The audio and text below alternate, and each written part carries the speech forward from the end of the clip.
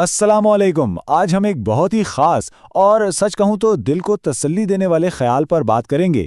یہ ایک ایسی تحریر کے بارے میں ہے جو عبادت کے ان لمحات کو ایک بالکل نیا زاویہ دیتی ہے جب ہمارا ذہن بھٹک رہا ہوتا ہے اور دل حاضر نہیں ہوتا۔ چلیں مل کر اس خوبصورت نقطہ نظر کو سمجھتے ہیں۔ اور یہ سوال تو شاید ہم میں سے بہتوں کے دل میں اٹھتا ہے نا۔ یہ ایک حقیقی کشمکش ہے۔ جب عبادت ایک فرض تو لگتی ہے لیکن وہ روحانی سکون نہیں ملتا جس کی تلاش ہوتی ہے، تو پھر ذہن میں آتا ہے کہ بھئی اس کوشش کا فائدہ کیا ہے؟ تو اسی سوال کا جواب ایک ایسی جگہ سے آتا ہے جو ہماری پوری سوچ کا رخ ہی بدل کر رکھ دیتا ہے۔ یہ جواب کہتا ہے کہ اصل بات عبادت کی کوالٹی کی ہے ہی نہیں، اصل بات تو بس حاضر ہونے کی ہے۔ دیکھیں، ہم اکثر یہ سوچتے ہیں کہ ہماری نماز بالکل پرفیکٹ ہونی چاہیے تبھی قبول ہوگی، لیکن یہ خیال اس پوری سوچ کو چیلنج کرتا ہے۔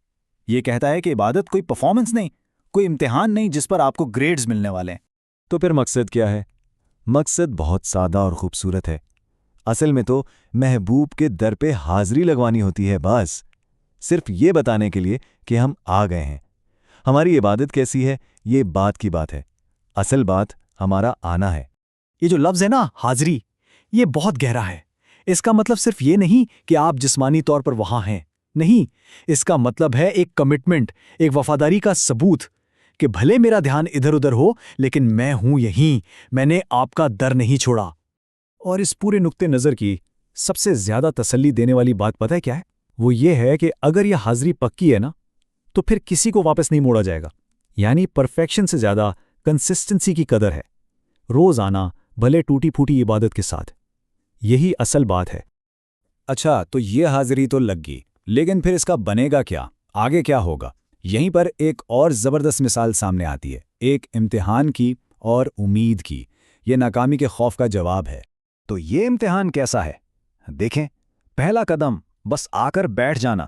صرف آپ کا آنا ہی آپ کو امتحان میں بیٹھنے کی اجازت دلا دیتا ہے۔ پھر دوسرا قدم، آپ جیسے تیسے ٹوٹا پھوٹا پرچہ حل کر دیتے ہیں۔ اور پھر سب سے کمال کی بات جو تیسرا قدم ہے، کامیابی آپ کی اپنی قابلیت پر نہیں بلکہ اس کی رحمت سے ملتی ہے۔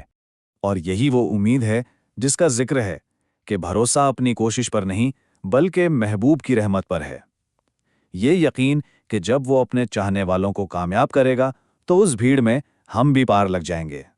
کیا خوبصورت امید ہے یہ۔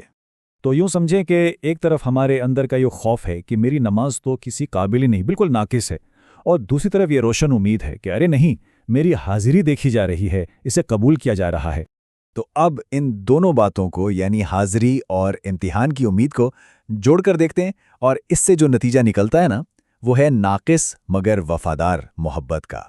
اور شاید اسی لیے دل چاہتا ہے کہ روز حاضری لگوائیں، بھلے اس سے فوری طور پر کوئی روحانی سکون محسوس ہو یا نہ ہو۔ مقصد سکون نہیں، مقصد تو بس وفاداری نبھانا ہے، کہ رشتہ قائم رہے، بس حاضری لگتی رہے۔ اور پھر آتی ہے وہ بات جو سیدھا دل پر لگتی ہے کہ آخر میں جب حساب ہوگا تو محبوب کو پتا تو ہوگا کہ کون نالائق تھا مگر آتا تھا۔ بس یہی بات کہ وہ آتا ضرور تھا، یہی وفاداری شاید سب سے قیمتی ہے۔ تو آخر میں بس یہی ایک سوال رہ جاتا ہے کہ کیا وفاداری کمال سے زیادہ قیمتی ہے؟ اس پر سوچئے گا ضرور، شاید یہ ایک سوال ہی عبادت کو دیکھنے کا ہمارا پورا نظریہ بدل دے۔